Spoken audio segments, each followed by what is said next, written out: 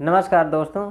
कर्नाटक में हिजाब विवाद के कारण देश में समान नागरिक संहिता लागू करने के लिए मांग फिर से बढ़ गई है और उत्तराखंड के मुख्यमंत्री ने भी वादा किया है कि यदि उनकी सरकार फिर से चुनी जाएगी तो राज्य में समान नागरिक संहिता लागू करेंगे। जबकि भारत एक धर्मनिरपेक्ष देश होने के साथ साथ संविधान के भाग 3 में सभी व्यक्तियों को समानता का अधिकार प्राप्त है और भारत में आपराधिक कानून भी सभी व्यक्तियों पर समान रूप से लागू होती है। लेकिन फिर भी समान नागरिक संहिता को लागू करने के लिए जोर दिया जा रहा है, क्योंकि विवाह, विरासत, गोद लेने और उत्तराधिकार के मामलों में ऐसी कोई समान विधि नहीं है जो सभी धार्मिक समुदायों के व्यक्तियों पर समान रूप से लागू की जाए।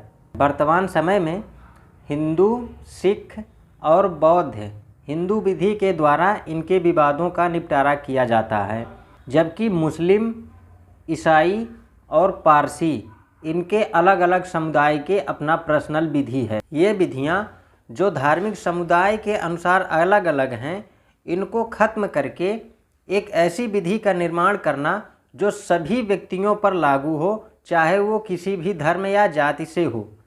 समान नागरिक संहिता का मतलब ही यही होता है कि एक ऐसी विधि जो सभी व्यक्तियों पर लागू हो, चाहे किसी भी जाति या धर्म से ही क्यों ना हो। यूसीसी यूनिफॉर्म सिविल कोड अर्थात समान नागरिक संहिता को लागू करने के लिए भारत का संविधान भी संकेत करता है। भारतीय संविधान का अनुच्छेद 44 यह कहता है कि राज्य नागरिकों के लिए एक ऐसा समान नागरिक संहिता सुरक्षित करने का प्रयास करेगा।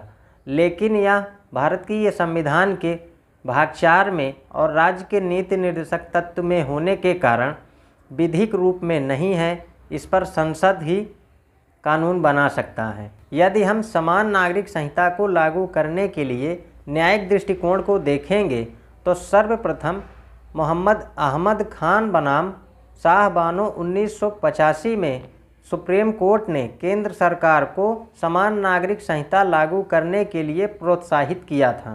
लेकिन अभी तक समान नागरिक संहिता लागू न होने पर जोस पाउले कौटिन्हो बनाम मारिया लुइजा वैलेंटीना परेरा 2019 के मामले में सर्वोच्च अदालत ने समान नागरिक संहिता के कमी होने पर अपनी निराशा व्यक्त करते हुए कहा था कि संविधान के निर्माणकर्ताओं ने उम्मीद की थी कि राज्य नागरिकों के लिए सभी क्षेत्रों में समान नागरिक संहिता सुरक्षित करने का प्रयास करेगा।